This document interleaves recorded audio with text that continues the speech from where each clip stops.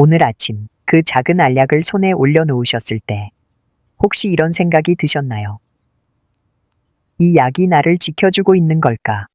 아니면 나도 모르는 사이에 무언가를 빼앗아 가고 있는 걸까? 저는 지금 여러분을 겁주려는 게 아닙니다. 다만 진료실에서 수십 년 동안 수많은 어르신들을 만나오면서 누구도 제대로 말해주지 않았던 그 이야기를 오늘 드디어 꺼내려고 합니다.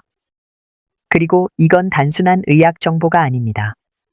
약을 드시기 시작한 이후로 몸이 달라졌다고 느끼시면서도 아무 말도 못하고 그냥 참아오신 분들을 위한 이야기입니다.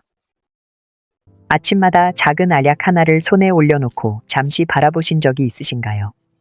병원에서 처방받은 약이니까 당연히 먹어야 한다고 생각하셨을 겁니다. 콜레스테롤 수치가 높다는 말을 들었고 의사 선생님이 드시라고 하셨으니까요. 그런데 그 약을 드시기 시작한 이후로 어딘가 몸이 예전 같지 않다는 느낌이 드셨다면 오늘 이 이야기를 끝까지 들어주시기 바랍니다. 오늘 제가 드릴 말씀은 단순한 건강 정보가 아닙니다. 수십 년 동안 진료실에서 수많은 어르신들을 만나면서 제가 직접 보고 느끼고 고민해온 이야기입니다. 그리고 오늘 영상 중반부에는 많은 분들이 미처 확인하지 못하고 계신 검사 2가지를 알려드릴 겁니다. 이 검사들이 왜 중요한지 끝까지 들으시면 반드시 이해가 되실 겁니다. 많은 분들이 고지혈증 진단을 받으시고 난 후 걱정이 커지십니다. 혈관이 막히면 어떡하냐고요? 심장이 나빠지면 어떡하냐고요? 그 두려움이 크기 때문에 처방받은 약을 성실하게 드십니다. 그게 당연한 일입니다. 건강을 지키고 싶으신 마음이니까요. 그런데 제가 진료실에서 오랫동안 지켜봐 온 현실은 조금 다릅니다. 약을 드시기 시작한 이후로 몸이 오히려 더 무거워졌다는 분들을 정말 많이 만났습니다. 다리가 아프고 쉽게 피곤하고 아무리 쉬어도 힘이 안 난다고 하십니다. 그러면서도 이게 나이 탓인지 약 때문인지 아니면 다른 무언가가 문제인지 알 수가 없어서 그냥 참고 드시는 분들이 많습니다. 혹시 지금 이 순간 이게 나 얘기네 라는 생각이 드셨나요? 그렇다면 지금부터가 정말 중요합니다. 오늘 이 시간만큼은 그 의문에 제대로 답을 드리고 싶습니다. 고지혈증약, 정확히는 스타틴이라고 불리는 약이 우리 몸 안에서 어떤 일을 하는지, 어떤 분들에게는 정말 필요한 약인지, 그리고 어떤 분들은 다른 방법을 먼저 고려해 볼 수 있는지 이 3가지를 오늘 차근차근 말씀드리겠습니다. 끝까지 들어주시면 반드시 도움이 되실 겁니다. 그리고 오늘 영상이 도움이 되셨다면 주변에 고지혈증 때문에 고민하고 계신 분들께 꼭 함께 보여주시기 바랍니다. 그분들에게도 분명히 필요한 이야기일 테니까요. 제가 진료했던 한 어르신 이야기를 먼저 드리겠습니다. 70을 바라보시는 한 남성 어르신이셨습니다. 평생 큰 병 없이 건강하게 사셨던 분이었습니다. 농사일을 하셨고 매일 아침 마을 뒷산을 걸으셨으며 또래 친구들 사이에서도 건강하다는 소리를 자주 들으셨다고 했습니다. 그런데 몇 년 전 건강검진을 받으셨다가 콜레스테롤 수치가 높다는 이야기를 처음 들으셨습니다. 특별히 아프거나 불편한 곳은 없었습니다. 그냥 수치가 높다는 것뿐이었습니다. 병원에서는 약을 시작하는 게 좋겠다고 하셨고 어르신은 그 말을 따르셨습니다. 심장을 지키고 싶으셨으니까요. 처음 몇 주는 별다른 변화가 없었습니다. 약을 드시는 것 외에는 일상이 그대로였습니다. 그런데 2달쯤 지났을 무렵부터였습니다. 아침에 눈을 뜨면 다리가 묵직하게 느껴지기 시작하셨습니다. 처음에는 어젯밤에 잠을 잘못 잔 탓이겠거니 하셨습니다. 나이가 드니까 이럴 수도 있다고 생각하셨습니다. 그냥 넘기셨습니다. 그런데 그 증상이 사라지지 않았습니다. 오히려 점점 심해졌습니다. 매일 다니시던 뒷산 산책이 힘들어졌습니다. 예전에는 가볍게 오르던 길이 이제는 숨이 찼습니다. 계단을 오를 때마다 허벅지가 당기고 아팠습니다. 낮에는 이유 없이 피곤했고 식사 후에는 그냥 누워 계시고 싶었습니다. 집안일도 예전처럼 되지 않았습니다. 가족들은 나이가 드셔서 그러신 거라고 했습니다. 어르신 본인도 그렇게 생각하려 했습니다. 하지만 마음 한켠에서는 계속 이런 의문이 올라왔다고 하셨습니다. 약을 드시기 전에는 이렇지 않았다고, 병원에서는 콜레스테롤 수치가 잘 떨어지고 있다고, 약이 잘 듣고 있다고 하셨습니다. 계속 드시라고 하셨습니다. 어르신은 그 말을 믿고 계속 드셨습니다. 하지만 몸은 점점 더 무거워졌습니다. 그분이 저를 찾아오신 건 약을 드신 지 거의 3년이 지났을 무렵이었습니다. 3년입니다. 3년 동안 혼자 참으셨던 겁니다. 진료실에서 말씀을 들으면서 저는 한 가지가 먼저 머릿속에 떠올랐습니다. 이분이 겪고 계신 증상이 단순히 노화의 탓이 아닐 수 있다는 것이었습니다. 그리고 실제로 그랬습니다. 이분의 이야기가 특별한 경우가 아닙니다. 제가 진료실에서 비슷한 이야기를 들은 게 한두 번이 아닙니다. 약을 드시기 시작한 이후로 몸이 달라졌다고 느끼시는 분들, 하지만 그게 약 때문이라는 걸 아무도 말해주지 않아서 그냥 참고 계셨던 분들, 왜 이런 일이 생기는 걸까요? 지금부터 그 이유를 말씀드리겠습니다. 우리 몸에는 콜레스테롤을 만드는 경로가 있습니다. 주로 간에서 이루어지는데 여기서 콜레스테롤뿐 아니라 다른 중요한 물질들도 함께 만들어집니다. 스타틴이라는 약은 이 경로의 특정 부분을 막아서 콜레스테롤이 만들어지지 못하도록 합니다. 콜레스테롤 수치는 떨어집니다. 여기까지는 의도한 대로입니다. 하지만 진짜 문제는 여기서 시작됩니다. 그 경로에서는 콜레스테롤만 만들어지는 게 아닙니다. 코엔자임 Q10, 흔히 코큐텐이라고 부르는 물질도 함께 만들어집니다. 이 물질이 왜 중요하냐면 우리 몸의 모든 세포 안에서 에너지를 생산하는 과정에 반드시 필요하기 때문입니다. 조금 더 쉽게 비유해 드리겠습니다. 우리 세포 안에 미토콘드리아라는 작은 기관이 있습니다. 이곳이 에너지를 만드는 공장입니다. 우리가 먹은 음식이 이곳에서 에너지로 변환됩니다. 그런데 그 공장이 돌아가려면 코큐텐이 꼭 있어야 합니다. 코큐텐 없이는 에너지 공장이 제대로 돌아가지 않습니다. 쉽게 말씀드리면 이렇습니다. 공장은 있는데 그 공장을 돌리는 연료가 없는 상태가 되는 겁니다. 스타틴이 그 경로를 막아버리면 콜레스테롤이 줄어드는 동시에 코큐텐도 함께 줄어듭니다. 에너지 공장의 원료가 부족해지는 겁니다. 심장은 하루 종일 쉬지 않고 뛰어야 하는 기관입니다. 에너지가 가장 많이 필요한 곳입니다. 뇌도 마찬가지입니다. 근육도 그렇습니다. 이런 곳들이 코큐텐 부족의 영향을 가장 크게 받습니다. 결과적으로 어떤 일이 생기느냐? 근육이 제대로 에너지를 만들지 못하게 됩니다. 그러면 아프고 무겁고 쑤시는 증상이 나타납니다. 아무리 쉬어도 피곤이 풀리지 않습니다. 몸 전체가 에너지 부족 상태가 되는 겁니다. 이 증상을 의학에서는 스타틴 관련 근육 증상이라고 부릅니다. 전문 용어로는 SAMS라고 합니다. 이 증상이 얼마나 흔하냐 하면 스타틴을 드시는 분 3명 중 1명 가까이에서 나타납니다. 결코 드문 일이 아닙니다. 지금 이 영상을 보고 계신 분들 중에도 혹은 주변 가족 중에도 해당되시는 분이 계실 수 있습니다. 계속 들어주십시오. 그런데 문제는 또 있습니다. 스타틴이 혈당 조절에도 영향을 미친다는 연구 결과들이 있습니다. 췌장에서 인슐린을 만드는 세포의 기능에 영향을 줄 수 있고 인슐린 저항성을 높일 수 있습니다. 그 결과로 혈당이 올라가는 경우가 생깁니다. 콜레스테롤 수치를 낮추기 위해 약을 드셨는데 혈당이 오히려 올라간다면 이게 건강을 지키는 일인지 의문이 드실 수밖에 없습니다. 콜레스테롤이 뇌와 신경계에서 하는 역할도 빠뜨릴 수 없습니다. 콜레스테롤은 우리 뇌 세포막의 중요한 구성 성분입니다. 신경세포들이 서로 신호를 주고받으려면 세포막이 건강해야 하고 그러려면 콜레스테롤이 적정 수준으로 유지되어야 합니다. 약으로 콜레스테롤을 지나치게 낮추면 기억력이나 집중력에 영향을 줄 수 있습니다. 어르신들 중에 약을 드시기 시작한 이후로 깜빡깜빡하는 일이 많아졌다고 하시는 분들이 계십니다. 나이 들어서 그러려니 하시는데 경우에 따라서는 약의 영향일 수 있습니다. 콜레스테롤 약을 드신 이후로 기억력이 나빠졌다고 느끼셨다면 그건 절대로 그냥 넘어가셔서는 안 됩니다. 이 모든 것이 스타틴이 나쁜 약이라는 뜻이 아닙니다. 필요한 분들에게는 분명히 중요한 약입니다.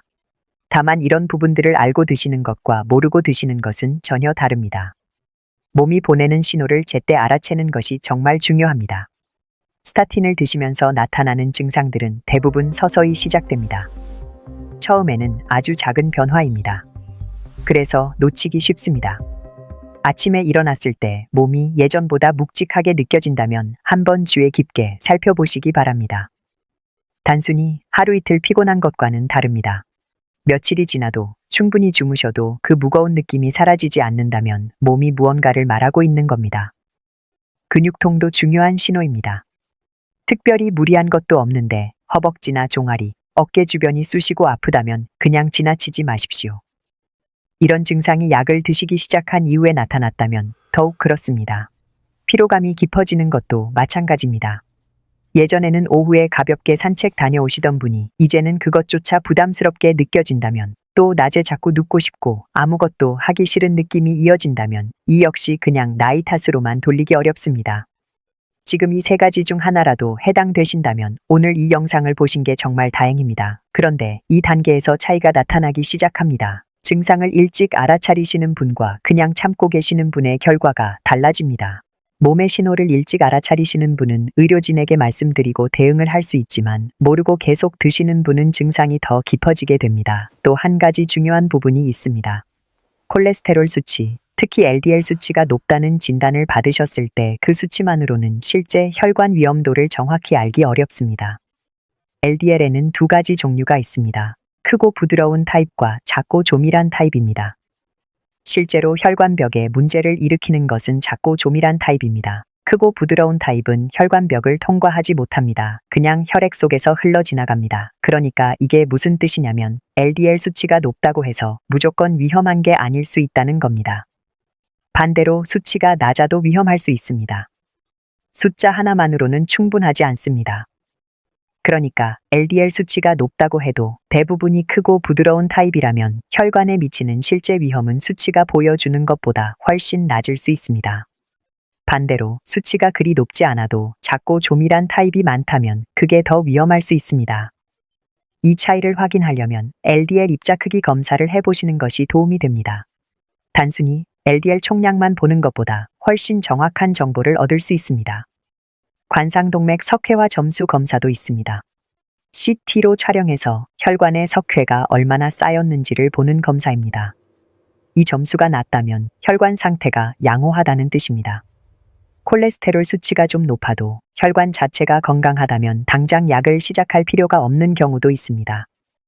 이 두 가지 검사 꼭 기억해 두십시오. 다음에 병원에 가실 때 한번 여쭤보시는 것만으로도 훨씬 정확한 판단을 하실 수 있습니다. 콜레스테롤 수치가 높아진 원인을 먼저 살펴보시는 것도 중요합니다. 갑상선 기능이 저하되면 콜레스테롤이 올라갑니다. 신장 기능에 문제가 있을 때도 그렇습니다. 장기적인 스트레스나 수면 부족도 영향을 줍니다.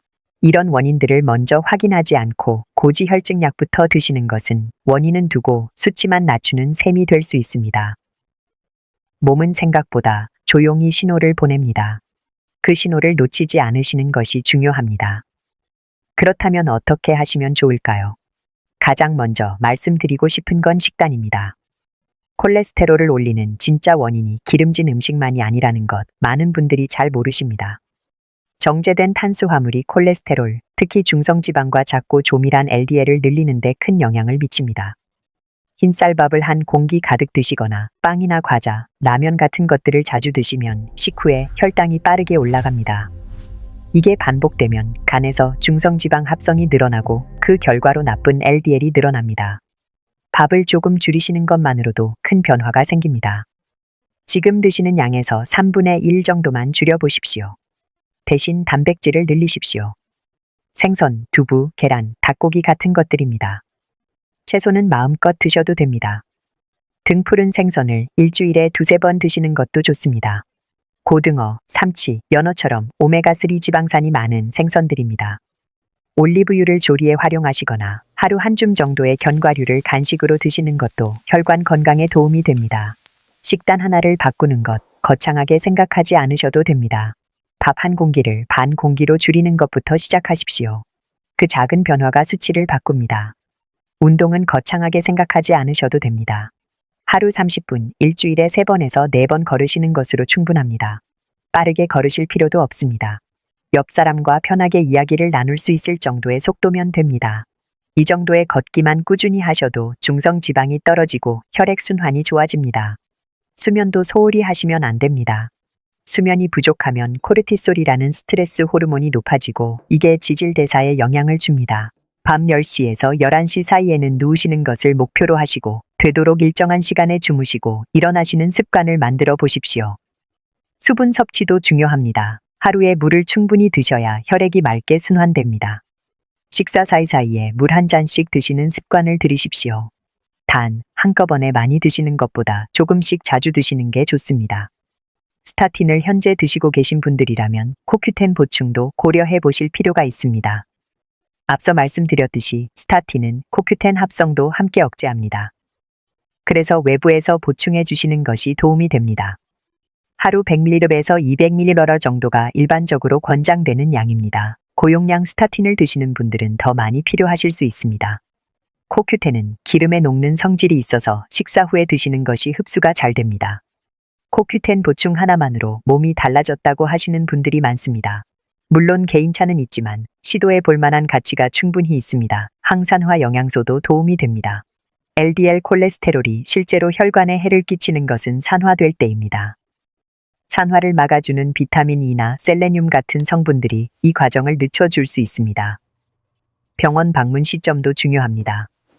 약을 드시기 시작한 후 2달에서 3달 안에 혈액 검사를 다시 한번 받아보시고 근육통이나 피로감이 심해졌다면 그 전에라도 담당 선생님께 말씀드리십시오. 증상이 있는데 참고 계시는 것은 좋지 않습니다. 그리고 한 가지 꼭 기억해 주십시오. 지금 드시는 약을 임의로 끊으시면 절대로 안 됩니다. 특히 이미 심근경색, 협심증, 뇌졸중을 겪으신 분들은 이 약이 재발 방지에 매우 중요합니다. 이런 분들에게는 약의 이득이 부작용보다 훨씬 큽니다. 이분들은 반드시 약을 계속 드셔야 합니다. 다만 그런 병력이 없고 단지 수치가 높다는 이유만으로 드시는 분들이라면 담당 선생님과 충분히 이야기를 나눠 보시는 것이 좋습니다. 다른 방법을 먼저 시도해 볼 수 있는지, 용량을 조정할 수 있는지, 부작용을 줄이는 방법이 있는지 여쭤보시는 것은 당연한 권리입니다. 의사 선생님께 질문하는 것은 불손한 게 아닙니다. 내 몸을 지키기 위한 당연한 권리입니다. 현명한 환자가 건강도 잘 지킵니다. 제가 진료했던 그 어르신 이야기로 다시 돌아가겠습니다. 진료실에서 길게 이야기를 나눈 후 어르신은 처음으로 자신이 겪고 있던 증상들이 그냥 나이 때문만이 아닐 수 있다는 걸 아셨습니다. 약을 드신 이후로 몸이 달라졌다는 느낌이 틀리지 않았다는 것도요. 처음에 어르신의 얼굴에는 억울함 같은 게 배어 있었습니다. 건강을 위해서 드셨던 약이었는데 오히려 몸을 힘들게 했을 수 있다는 사실 때문이었습니다. 그런데 이야기가 진행될수록 그 표정이 조금씩 바뀌었습니다. 이제라도 알았으니 달라질 수 있다는 마음이 생기신 것 같았습니다. 어르신은 그날 이후 담당 선생님과 상의해서 검사들을 추가로 받아보셨습니다. 식단도 조금씩 바꾸기 시작하셨고 코큐텐도 드시기 시작하셨습니다. 중단했던 아침 산책도 다시 시작하셨습니다. 처음에는 짧게 조금씩 늘려가면서요. 몇 달 후에 다시 뵈었을 때 어르신의 몸 상태는 분명히 달라져 있었습니다. 다리의 무거움이 훨씬 줄었다고 하셨습니다. 아침에 일어나는 게 예전보다 가벼워졌다고 하셨습니다. LDL 수치도 적절한 범위 안으로 들어왔고 무엇보다 본인이 다시 활력이 생긴 것 같다고 하셨습니다. 손자들과 공원에서 걷게 됐다고, 친구들과 함께 가까운 산도 다시 다니게 됐다고 말씀하셨습니다. 그 말씀 한마디가 제가 이 일을 계속하는 이유입니다. 오늘 제가 드린 말씀을 3가지로 정리해 드리겠습니다. 첫 번째, 고지혈증 약은 반드시 필요한 분들이 있습니다. 이미 심장이나 혈관 질환을 경험하신 분들에게는 이 약이 매우 중요합니다. 이분들은 절대 임의로 끊으시면 안 됩니다. 하지만 그런 병력이 없는데 수치만 보고 약을 드시는 분들이라면 좀 더 면밀하게 살펴볼 필요가 있습니다. 두 번째, 수치만으로는 충분하지 않습니다. LDL 입자 크기 검사, 관상동맥 석회화 점수 검사, 갑상선 기능 검사 등을 통해 실제 혈관 상태와 콜레스테롤이 높아진 원인을 확인하시는 것이 훨씬 정확한 판단에 도움이 됩니다. 세 번째, 생활 습관의 변화는 생각보다 강력합니다. 정제 탄수화물을 줄이고 단백질과 좋은 지방을 늘리고 꾸준히 걷고 충분히 주무시는 것. 이 기본적인 것들이 제대로 자리를 잡으면 콜레스테롤 수치가 의미 있게 변합니다. 마지막으로 한 가지만 더 말씀드리겠습니다. 우리 몸은 나이가 들수록 여러 가지 변화를 겪습니다. 그 변화가 불편하게 느껴지실 수도 있고 때로는 걱정이 되실 수도 있습니다. 하지만 그 모든 변화가 반드시 약으로만 해결되어야 하는 것은 아닙니다. 몸의 신호를 잘 살펴보시고 전문가와 충분히 상의하시고 그리고 스스로의 생활 습관을 조금씩 돌보아 가시는 것. 그게 건강을 지키는 가장 기본적이고 중요한 방법입니다. 약에만 의존하지 마십시오. 하지만 약을 무조건 두려워하지도 마십시오. 정확히 알고 현명하게 선택하십시오. 그 선택을 할 수 있는 힘이 오늘 이 영상에 있습니다. 오늘 이 이야기가 여러분께 조금이라도 도움이 되셨으면 좋겠습니다. 혹시 주변에 고지혈증 약을 드시면서 몸이 불편하다고 하시는 분이 계신다면 오늘 이 내용을 함께 나눠주시기 바랍니다. 작은 관심 하나가 누군가에게 큰 도움이 될 수 있습니다. 건강하십시오. 그리고 자신의 몸 이야기에 귀를 기울여 주십시오. 감사합니다.